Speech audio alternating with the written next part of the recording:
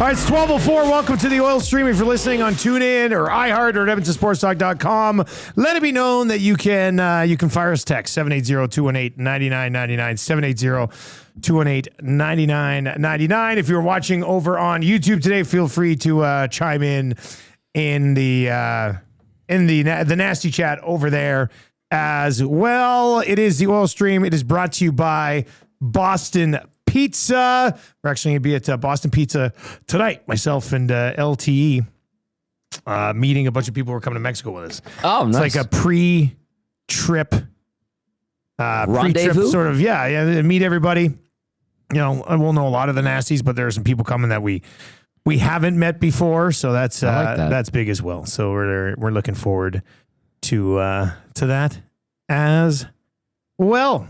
So yeah, Boston Pizza is always a good time. And they are the presenting sponsor of the Oil Stream. What are we going to talk about today, Tommy? Well, I'm getting videos from my building manager that I have 2 holes in my ceiling right now. Now, you didn't have anything to do with this, though, buddy, right? Oh, my God. No, I did not do maintenance on the hot tub on the amenities floor above my place yesterday.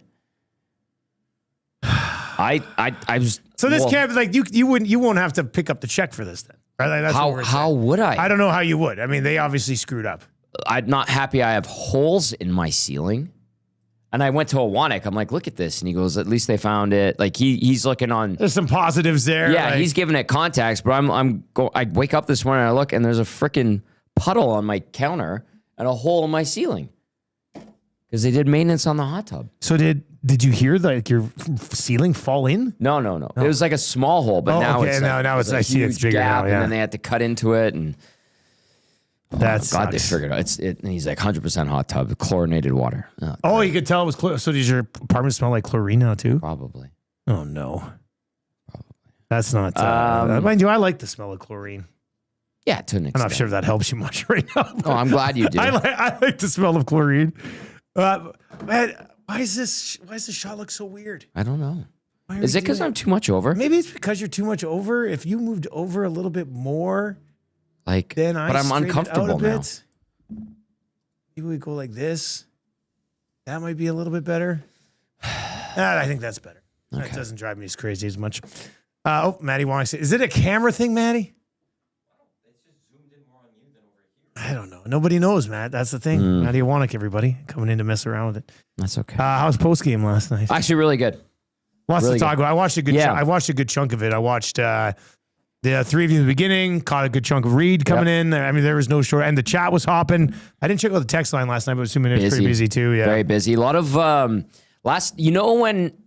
you can sense when, let's call it oil country is hurt. Yeah.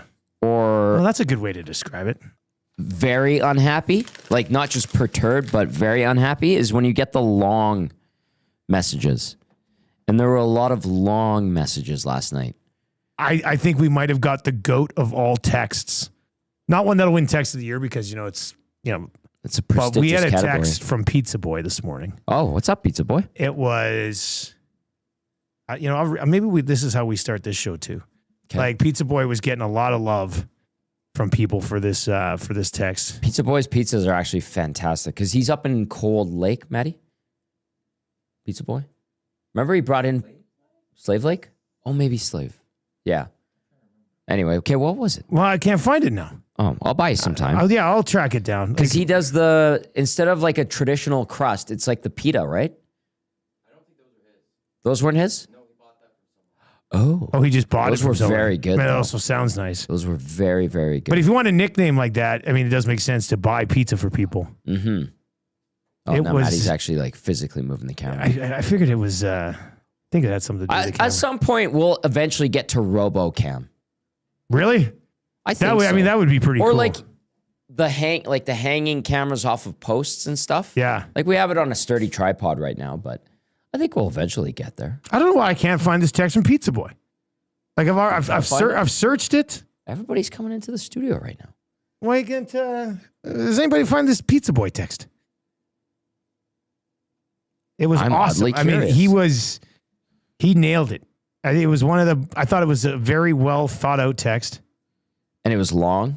It was very long. Okay. People were loving it. Like they're in the chat going, Pizza Boy, that's what I'm talking about. He brought it. But no, I'm not seeing him anywhere in the inbox. Just doesn't make a lot of sense. Oh, that looks good, Matty. I think the TV, Is the TV got not knocked centered?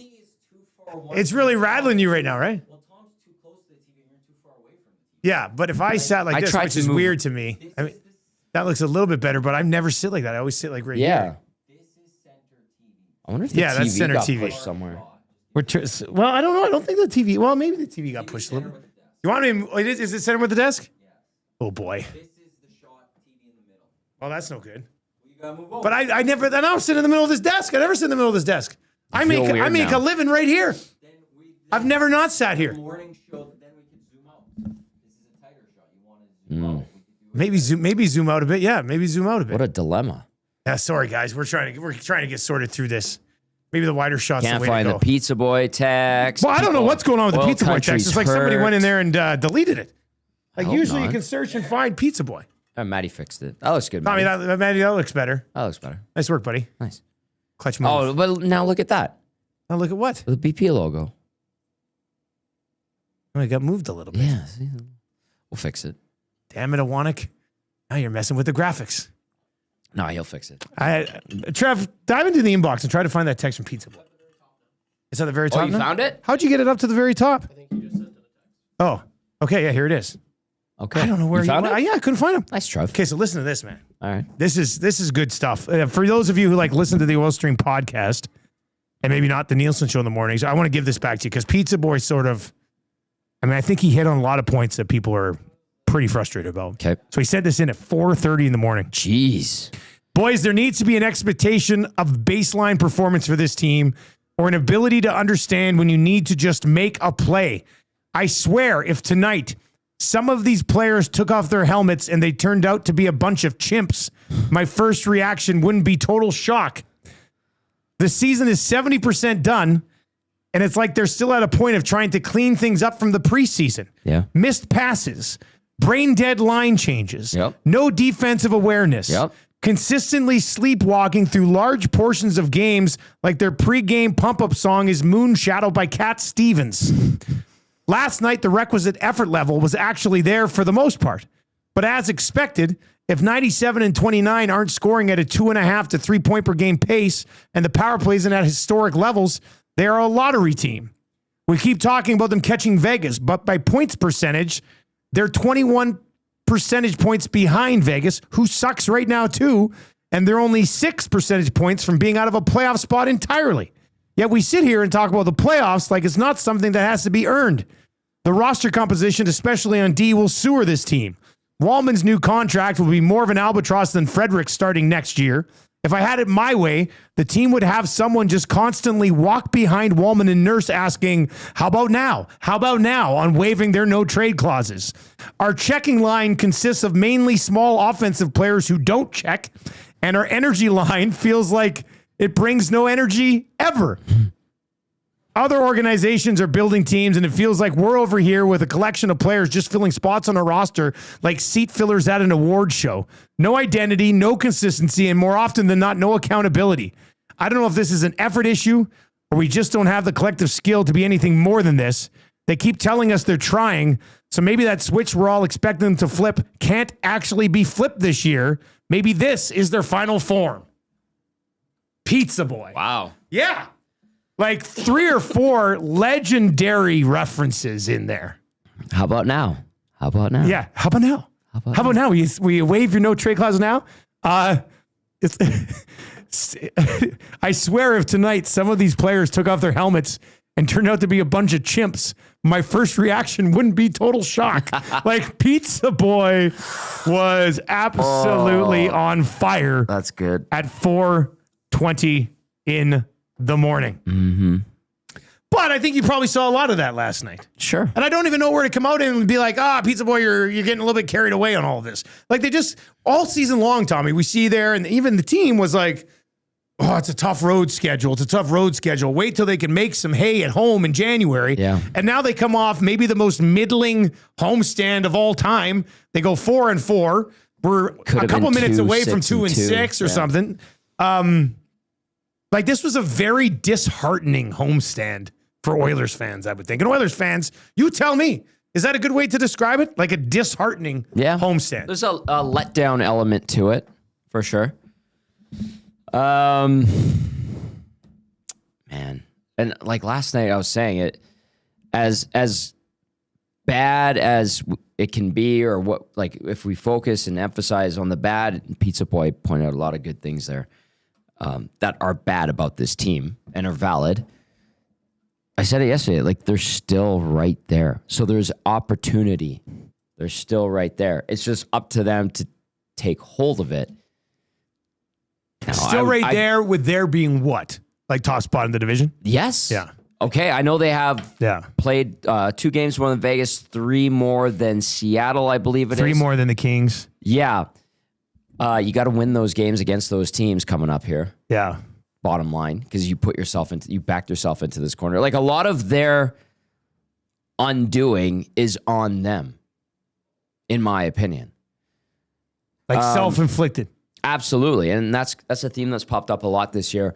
I don't disagree with Pizza Boy, but I feel like the way I look at it is, yes, you effed up. Yes, you've screwed up. You've blown opportunities. Fool me once, shame on me. Fool me twice, shame on you or whatever. I for whatever reason want to give them the benefit of the doubt and say they're going to figure it out. And I think they will. I seriously do. I don't think it's going to be a cup run season. I've maintained that since the summer. This is, Pizza Boy's right. This is who they are. They'll tease you. They'll have some good moments, and then they will let you down.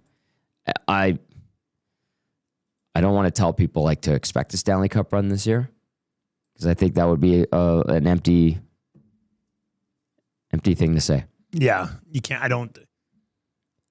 They're not elite. Saturday proved that. That was the litmus test. They got their asses kicked. They've gotten their asses kicked by 6-0. Bino scored 34-12. Yeah. From the 3 teams in the conference that we would know are elite, when you've been almost tripled up in scores against them, it's tough to all of a sudden think, well, in a playoff series, you'll flip the switch. In a series at that level. Playoff series, flip the switch, go through the Ducks and maybe Vegas? Sure. I get it. I'll be optimistic. I'll give you the optimistic side of that and say they can flip the switch, but it's only going to get them a round or 2. Valid. I'm with you on that. Yeah, 780-218-9999. 780-218-9999. If you are watching over on YouTube, hammer the thumbs up for us as well. Penner's Pancake says they must get 5 to 6 points in that 3-game road trip after the break in San Jose, LA, and Anaheim. You know what? That's crazy because what usually happens after a break with this team? They play like crap. If they come out and play crap like that, the little cushion they have in this race at first is gone. It's kind of gone already. Well, it's close to being gone. Tonight. It's being close to gone. Like if they lose tonight, and when there's a couple more points on the board for these other teams, it might already be gone.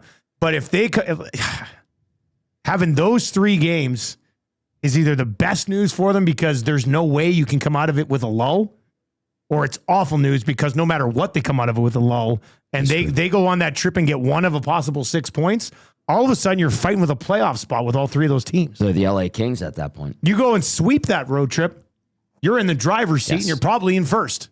Yep. Absolutely critical 3-game stand. So Penner's Pancakes, well said on that one.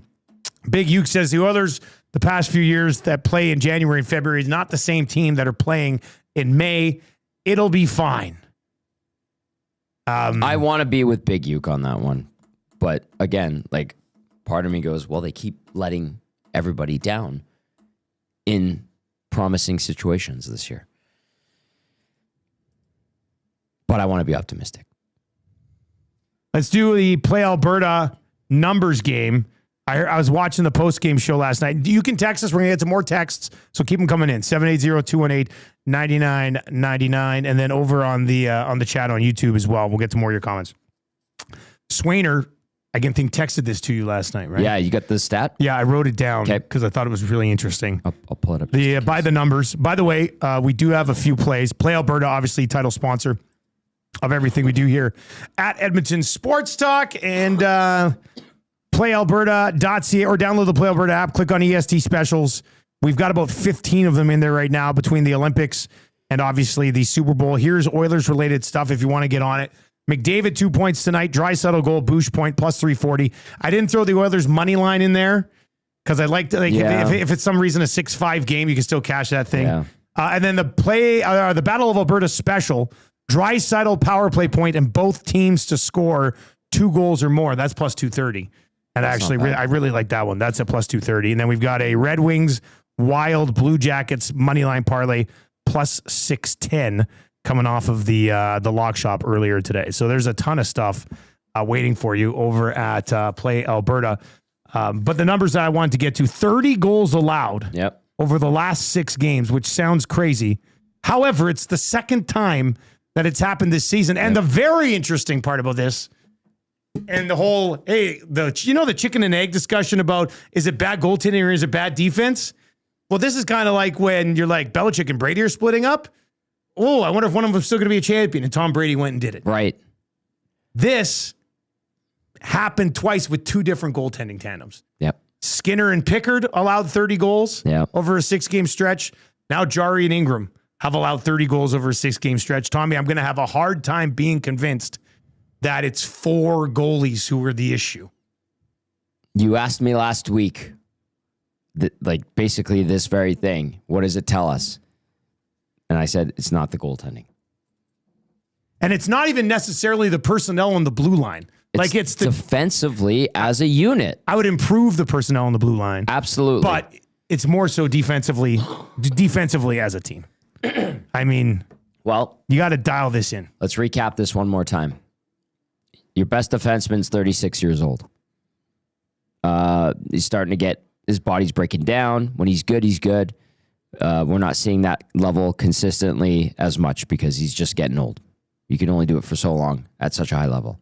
His D partner, who is elite offensively, can be just as poor defensively.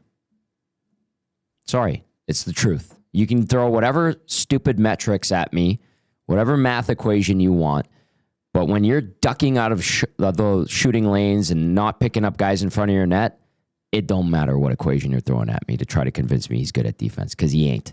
Sorry. Then you go to your second pair. I'm sorry. Darnell Nurse, hit or miss. Flip a coin night after night. Jake Wallman, we're learning why teams were willing to part ways with him. Can I finish we're learning why you shouldn't have given him a 7-year commitment? I didn't want to go that far, but okay. But it's on it. Sure. Truthfully, Wallman looks like a guy who probably should have got about $5 to $6 million on a 3-year deal. Yeah. Right? If Wallman... Why did he change last night? If Wallman doesn't improve, this contract doesn't age well either. No. Right? And you can see it with Wallman. You can see the flashes of it. Great shot. That was a beautiful shot. Wicked shot. You couldn't even see it. It was amazing. You had to slow it down to see it. But then why are you changing at that moment? It's almost to me, coaching U11s, when you're yelling at them to come off and they ignore you for a minute and a half and then you're still yelling and then they come, when you're or you've stopped yelling and then they come and you're like, why are you coming now? Yeah. I'm not calling you off because you shouldn't be coming off. I feel like one of the coaches was like, Jake. And then he's finally like, oh, I better go. And then he went. And that made no sense to me. None. And then your other 3 defensemen are learning the NHL game, learning how to be consistent everyday defenseman in the NHL. Ty Emberson's played the most games out of him, Stasny, and obviously Regula. And I will say nobody rips on Emerson very often. No, because he's quietly continuing to develop. Job. Yeah. They don't overuse him. I'll be honest with you, Dusty, I'd be willing to put him on the PK more than Evan Bouchard. You wouldn't get an argument from me on that one. You'd get some pushback from the Bouch crowd. Great. We do need a nickname for the Bouch supporters. I don't know what it is. It's the Mathletics teams? Yeah, well, I don't know what it is, but I think there's... I'm tired of saying the Bouch supporters. There's got to be a name there that we can kind of link in there. Anyway. But you're really down on Bouch right now, eh? No, some people will say I hate him. Guys, he's not good in his own zone. He can make a great outlet pass, But if you need him in a battle, he's not going to win it. I think there was a time last night. I can't remember if it was when they're on that penalty kill or not. Might have been. The puck came across to like the wing where he would be back on that side defense. Somebody wound up to fire a one-timer. Did he jump out of the way? And I saw him kind of jump out of the way. And then the guy fanned on it. The puck went to the corner.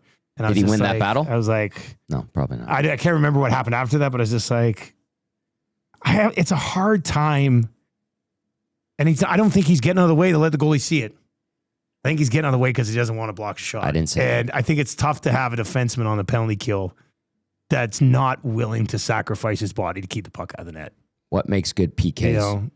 You might make him more effective defensively 5-on-5 if you took some penalty killing minutes off of him. Yep. Could be something to think about. I agree. All right, 780-218-9999. I do want to get to this one. Let's dive into your Popeye Spicy headlines. If you're looking for lunch today, why not Popeyes? 3-piece, bone-in chicken, marinated 12 hours, hand-battered, big, fat, juicy pieces of chicken, just $8. And I think I saw Fergie's, or maybe Ferg, might have been Ferg, not Fergie's prostate, but Ferg said on Thursdays you get it for $7. Really? Which is even a sweeter deal. That's awesome. I want to get to this one from Riley because I think it's an interesting discussion point. I also threw out on Twitter after the game last night, you are now in charge of the Edmonton Oilers. What do you do? We'll get to that as we work our way through this thing too. As you can imagine, there were some people who were taking it a little far. I bet. But Rob Tchaikovsky said raise ticket prices, which I thought was hilarious. Shout out Titch. Oh, he's still there. That guy, the old dog still got it. Riley says, is it possible they do enough of the deadline to get to a point where they could be an elite team with the chance at another cup run? Or is this season more of a retool year at this point? Tommy, you take this one first. A retool year.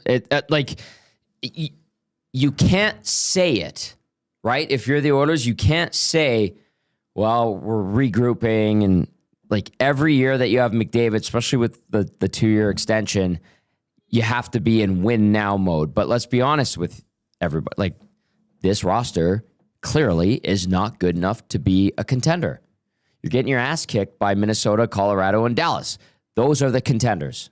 Okay? Those are legitimate Stanley Cup contenders. Unless everything falls into place for your team in the spring, this team is not winning a Stanley Cup this year. Now, I believe with the cap space that's coming, with the let's call it the bones that are in place, McDavid, Draisaitl obviously being the most important, that's your backbone. You can quickly retool and I think they're going to be like a slingshot next year and be back in the cup final next year. That's what I truly believe. I said that at the beginning of the year. So did I. I think this was always laid out as a bit of a setback year. But because you're in this window and there is this pressure, and then the McDavid extension is only 2 years, you have to be like, we need to win now. We need to win now. And I get that. But realistically, they're probably not going to. Now, do you sell the farm to try to make a run this year? I think that would be unwise. I think it's a bad idea. Yeah. Keep your powder dry, quote unquote. Yeah, shut up, Low Tide. Yeah, thank you, Low Tide. So do we, are we mentally strong enough No. to watch them mail in a deadline? No. And this is the right decision? We know the answer is no. We're going to be sitting here, and even the fans who are like, if they bring in Jared Smithson, are we going to sit here and go, you got 3 years left to Connor McDavid, and this is the deadline you have? There's going to, Kay Gill, it's tough shout to do out to Carmen, who's in the chat right now. He'll probably be the one ruining the nasty chat for all of trade deadline day, because he'll just be bombarding it with, this team sucks, I can't follow this team. He is that guy. Sorry, Carmen, I've known you for a bunch of years. That's your style. That will happen. Brace yourself. That's what's going to happen. So what we're saying is that they're more than one good trade away from being a contender again? 100%. Yeah. So if There's they were to holes on this team. Okay, what about this? What if it was a blockbuster and they got Trocheck and Borgen? You know how much I like Will Borgen. I know you like Will Borgen. He was on my list of top 5 deadline targets, even though he's not on a bunch of trade bait boards. I think that's a guy you go out and get away from a Rangers team that's 8 points behind second last in the East. I would like that. I wonder how willing they are to really. I mean, obviously they just re-upped him. The Panarin thing's going down, but I wonder Like, is that a guy they're like untouchable? Or is it a guy they're like, hey, let's listen. The team sucks. Let's listen on some crazy, guys. So well, yeah, and he did the letter to the fans and try to trick him. I don't know. I don't. The last thing you want to do is, I don't want to say waste assets, but send more assets out the door in a bit of a panic move. Mm-hmm. And then in the offseason, let's say you have a moderately good offseason. And next year, you are like a top 4 team in the league. And you're like, oh, they've loaded up again. They let's say they got a little bit more rest this summer. And you're like, okay, they're re-energized. They didn't have a deep run last year. The last thing you want is to get to the deadline next year and have 3 less picks because you wasted them at the deadline this year, knowing that your team really didn't have the juice to get it done. Right? I honestly, but at the same time, how does the fan base react to them not going out and trying to do he's something? not going to please everybody here. We know that already. I honestly do feel like it's only a couple of important pieces away from being right back at the top. Third line center. Sure. And I prefer a defenseman that can carry Darnell Nurse's pair defensively. Sure. Right? That's it. Yeah. Right? You're not addressing the goaltending anymore. You've made your bed here. So, I mean, that's probably the 2 things you need to have. Maybe another bottom 6 forward. Bottom 6 forward. Yeah. Like in addition to a third line center? Yeah. But like, I truly think this is still a good team. They'll make the playoffs this year. Won't be as exciting as it was the last 2. And then they get a refresh. They come back energized and reinvigorated, and they're off and running next year. Let's get to some text messages. Keep them coming in. Some Popeye spicy headlines here on the Boston Pizza Oil Stream. Eden says the Oilers can still make trades at the deadline to improve the team, especially if they get guys who are cap controlled under old cap numbers. Right? Like if you get a guy, like that's why I look at Trocheck or Borgen even. Like Borgen's cap controlled. He 4.1? I think off my top of my head. It's reasonable. I think he's 4.1. Quite reasonable from what I remember. And with the cap going up the next few years, that 4.1 all of a sudden looks like 2.5. Yeah.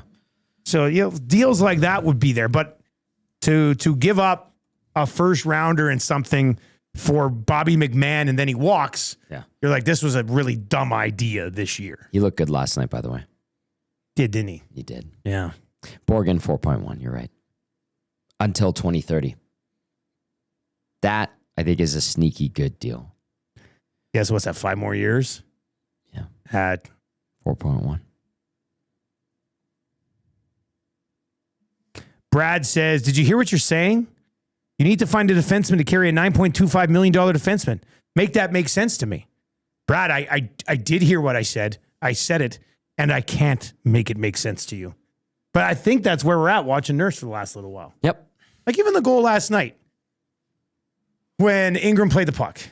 I know it wasn't ideal. First of all, I was listening. I was coming home from basketball. I hadn't watched the whole game yet. So I was listening to Stoff. He was kind of on tilt last night. No way. Really? Yeah. And he said, that goal with Ingram, he goes, he's got to either leave it for the defenseman. And but then when I watched the replay, I was like, there's no defenseman there to leave it for. Right. Like the first guy on the forecheck, because Wallman he pinched up. Yes. And Nurse stayed in the corner. Like Ingram had to play that puck. Yes. And did he play it perfectly, the Nurse? No. But he didn't slap it at him. Like Darnell Nurse should be able to, as a $9 million defenseman, he should be able to make a better play on that puck. I know he said that the ref was kind of in the way, and you see it, the ref hops over the puck. On top of that, we talked about it last night. Even after the turnover, there's 2 guys around Matthew Nyes. 2. And he went untouched. Forehand, backhand, slides it past a scrambling Ingram. There were multiple breakdowns on that goal. Yes, Nurse was at fault. Yes, Ingram was at fault. And yes, the 2 guys that did not pick up Matthew Nyes are at fault.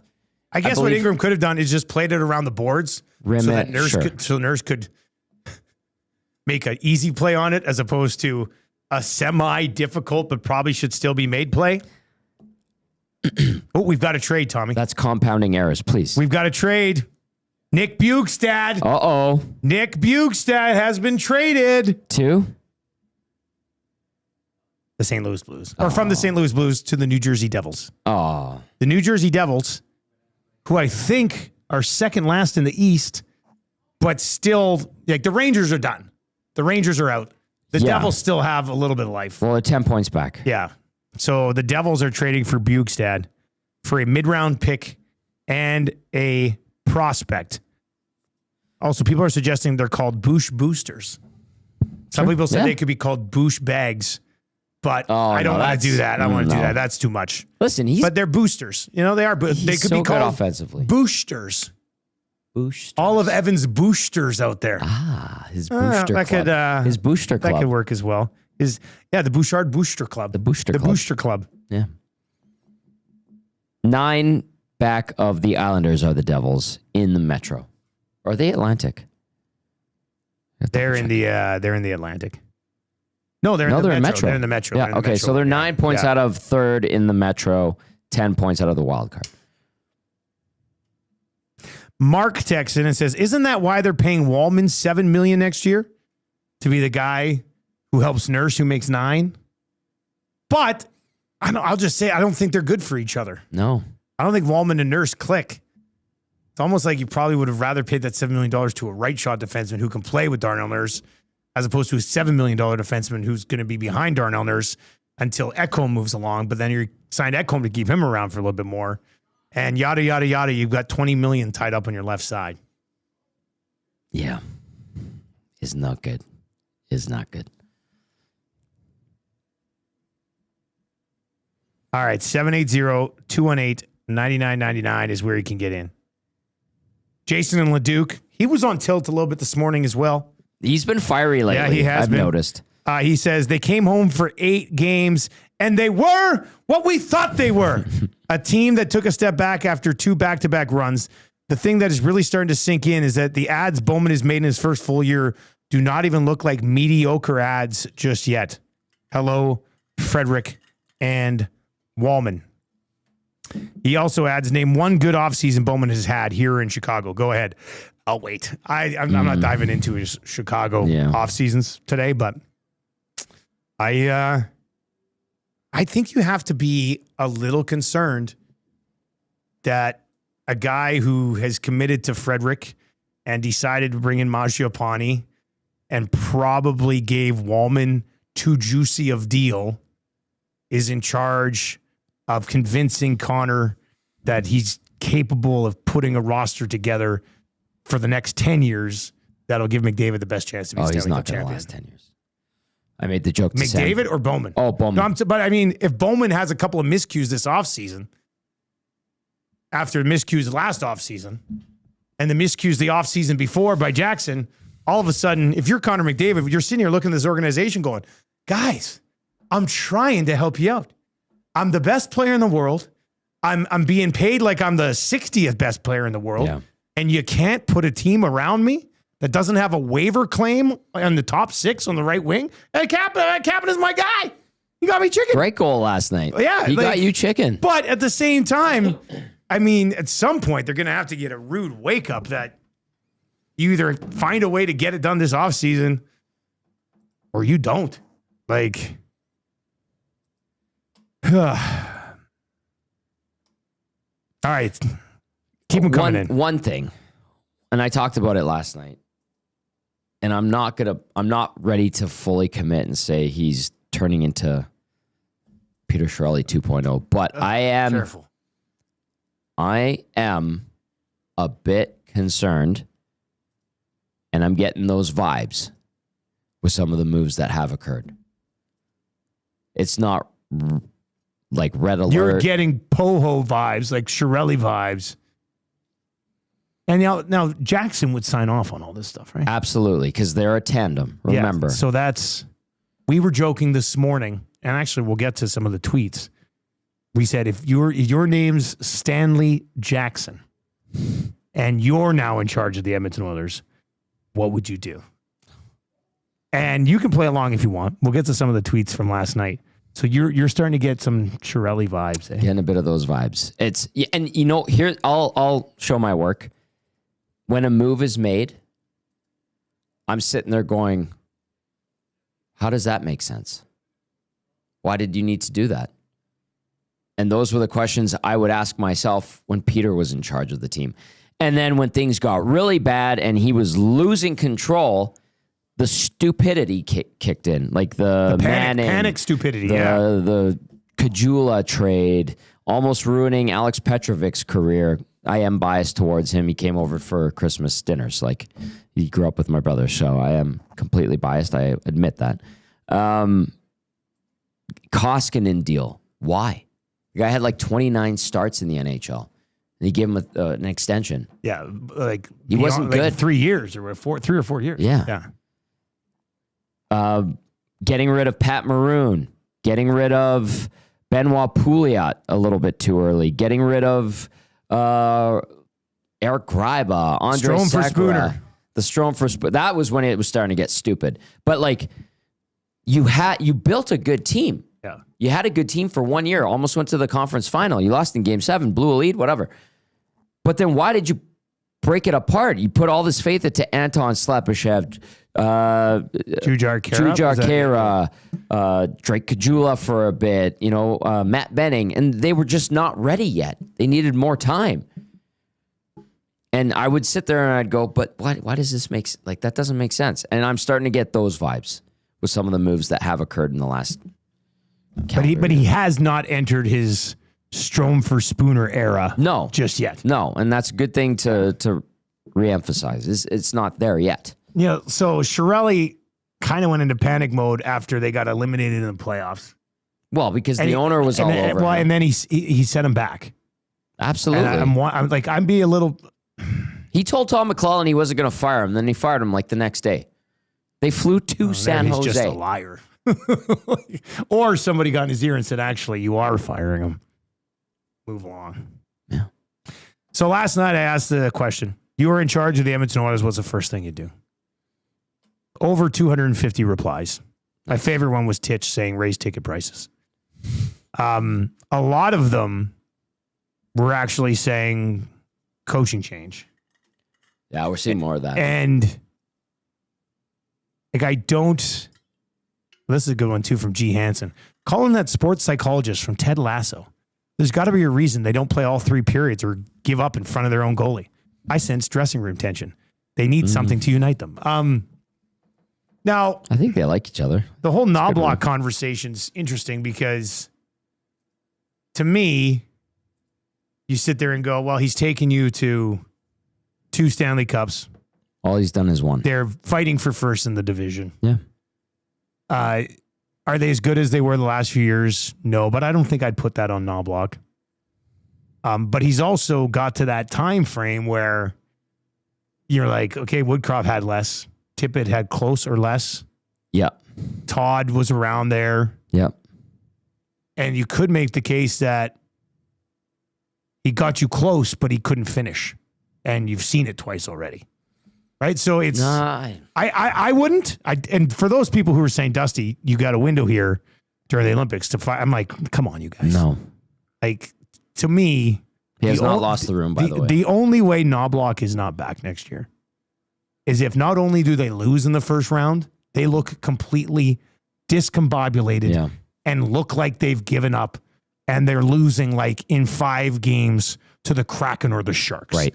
Then there's a conversation of, that was weird. We thought we'd get back to the conference final or at least give Vegas a run in the second round type of thing. Outside of that, as frustrating as some of the usages are and things along those lines, I don't know if that's the answer. I don't think it's the answer. I could be wrong. The coach is always the easy out, right? And we've seen it when Nugent Hopkins had his 1,000th game celebration. We joked about how many coaches he had. Yeah, all of them. That's what he had. Yeah. And all this guy has done is taken you to the Stanley Cup final twice. Now, has it been like a steady ascension? No, it's been crazy. Like, it's so turbulent. I think he deserves the benefit of the doubt. So I don't think he's the reason. I think there's personnel issues. I have questions about the guys pulling the trigger on building this roster. And then execution, boneheaded mistakes. Now, I'm not going to answer the question you put out there because I think my answer would piss a lot of people off. Can I guess it? No. Oh. You know what my answer is. About him? About... Just leave it.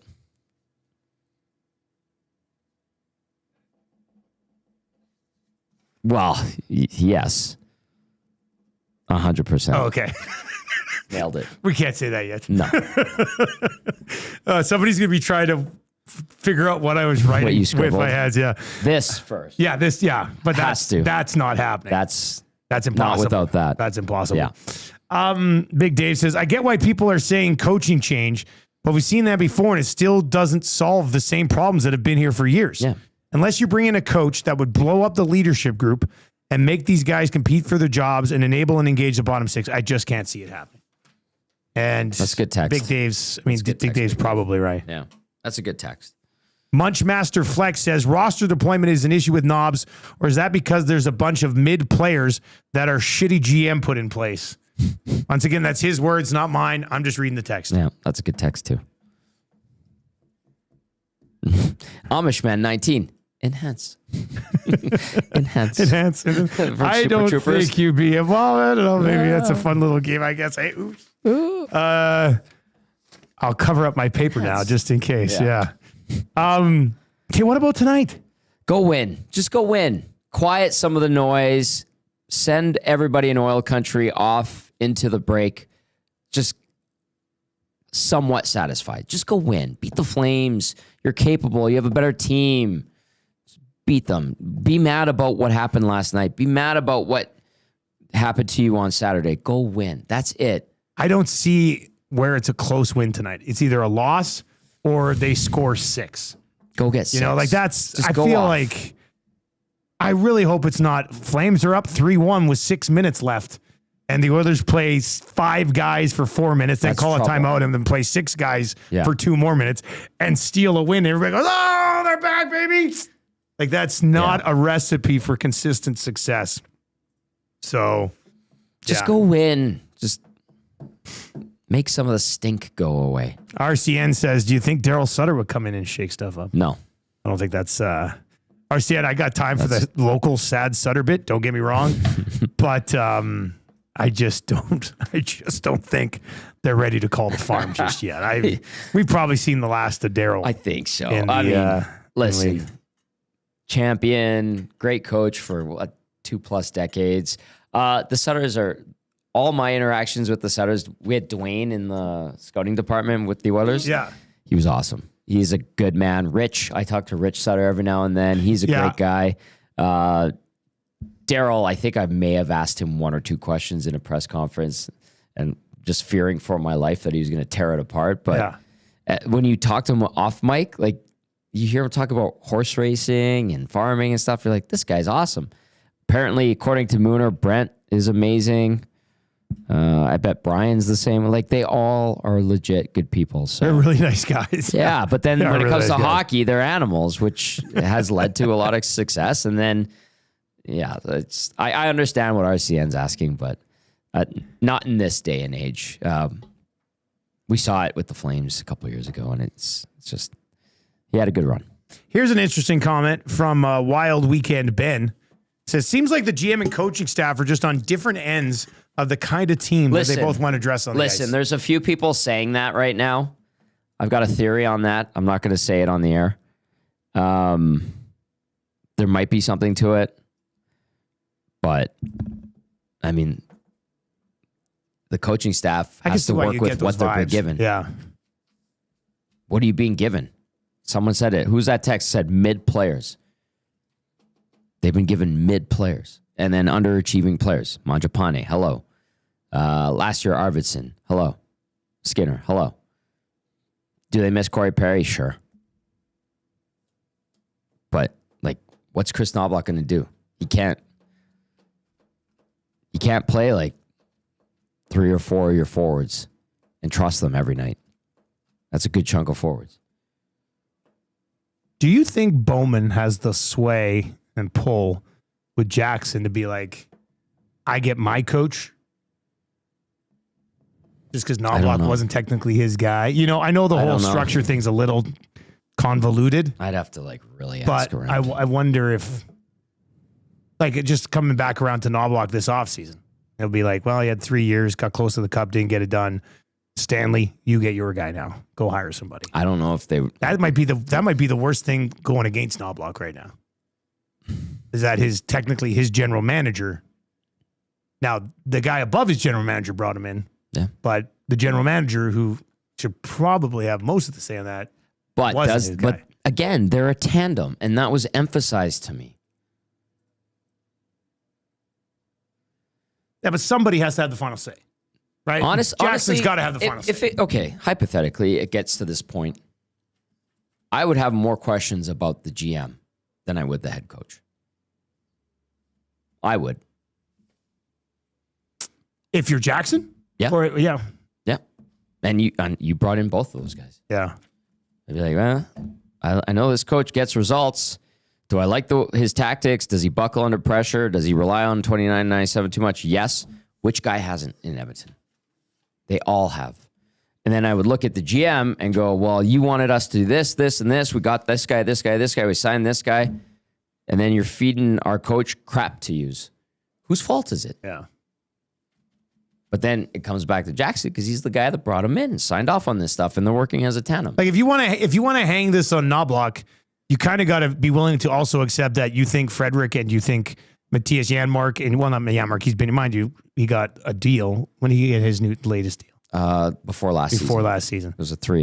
But you got to be willing to sit there and go, well, no, Mangiapane and Frederick are players, and the coach just didn't get enough out of them. You know what I mean? Like if that's the way you're going to look at it, you can't sit here and go, the roster construction sucks and fire the coach. I think then you're starting from scratch. Yeah. Probably got to be one way or the other. Maximili texts in and says, hey guys, is there any way they can put Frederick in the press box? He's invisible. Why don't they do that? They did do that. Who's the odd man out tonight? Lazar comes back in, right? I would think so. Probably be Mangiapane because they basically didn't play him. I liked Mangiapane's game until the benching. I don't want to say like I thought it was kind of an unfair benching for Mangiapane. He was trying to stir crap up, and I respect that. Szymanski's not coming out. He's going to get his 9 minutes. Don't worry about that. Oh, yeah. You still want to do Roslovic 4x4 plus? I didn't then. Don't know. You know what? I'd rather sign Bobby McMahon to whatever he's going to get than sign Roslovic. That's a very good point. I'd take Matthias Janmark out. He had 2 giveaways, nothing else. Critical penalty. Scores once every 6 months. That's my boy. But they'll probably take out Mangiapane, put Lazar back in, and slide Janmark over to the wing. Yeah. You know what? This might. Let's just have a line brawl tonight. Careful with that. Enhance. Don't enhance. Nobody enhance. Let's just have a line brawl tonight. That'd be Battle wonderful. of Alberta. Yeah. You're going. They're taking off to some vacation.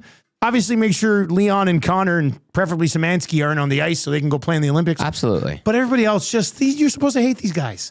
Just get after it. You got to be a little bit frustrated. You just lost the Leafs. You got crushed by Minnesota. You can't beat good teams. Go punch a Flame in the face. That could be for a really nice way to head into the break. Absolutely. Give me some fights tonight. I like where you're going with this. Frederick Lomberg off the face-off. Do it. Done. Do it. Yes. Let's go. Frederick should do that. He should be like, okay, man, let's go. Let's do it right now. Jari Wolf. Let's go. Hey, whatever gets Ingram in Netmore, I'm a fan of. Hey, there we go. I thought he played pretty well last night. Actually, he made some great saves. Absolutely. He made some. And the other guy at the other end did too. He made some great saves as well. Pretty good as well. Mm-hmm. All right, what time do you get rolling tonight, Tommy? We get going at 7 p.m. right here on EST. I'll be in studio. We're not on location until I think next month. We're going to hammer that out. Yeah, it's been a tight February month. Yeah, right? obviously a very different month, unique with the Olympics. But we get going tonight. Cass is back. Myself, Benny Thompson, and we'll line up a Flames guest, and we'll get you set for this one. I hope we see Oilers punching Flames in the face. I hope we see Flames punching Oilers in the face, and I hope we see a good hockey game. And listen, a win will really quiet some of the noise, send people off in oil country to the Olympic break in a better mood, and I think feeling a little bit better about the team. But yeah, there's legitimate questions to be asked about this team. We see it night in, night out. These last 2 games are gleaning clear example of that. And after the game tonight, make sure you tune in to the GCL Diesel post-game show. You can watch it on YouTube or you can listen to it on TuneIn or iHeart or at EdmontonSportsTalk.com. Coob, what's coming up on EST Afternoons, my man? Well, a lot on tap, of course. Highlights, lowlights, as always, following an Oilers game. We'll get into the homestand as well. A rough 4-4 finish for the Oilers. We got Hernan's World for the Edmonton Garrison Memorial Golf and Curling Club. We'll talk a bit of Super Bowl halftime shows during that. And Azam Ali Nanji, excuse me. He's good. From Sportsnet 960. We'll check in to preview the Flames side of things. What's he doing, Cal? What's he He's a host. He does one of the evening shows. Oh, okay. Yeah. They still have evening shows on 960? Yeah. Oh, they're really hanging on. That's pretty impressive. They are. We killed evening shows a long time ago. I mean, Hello Hockey. Not here, but like... We're providing most of their content that isn't stuff. Flames or live games or anything like that. So there's that. If you want to get in on the game tonight with our title sponsor over at Play Alberta, we've got the early bird bet, McDavid 2 points, Draisaitl goal, and Boosh with a point plus 340 in the Battle of Alberta special.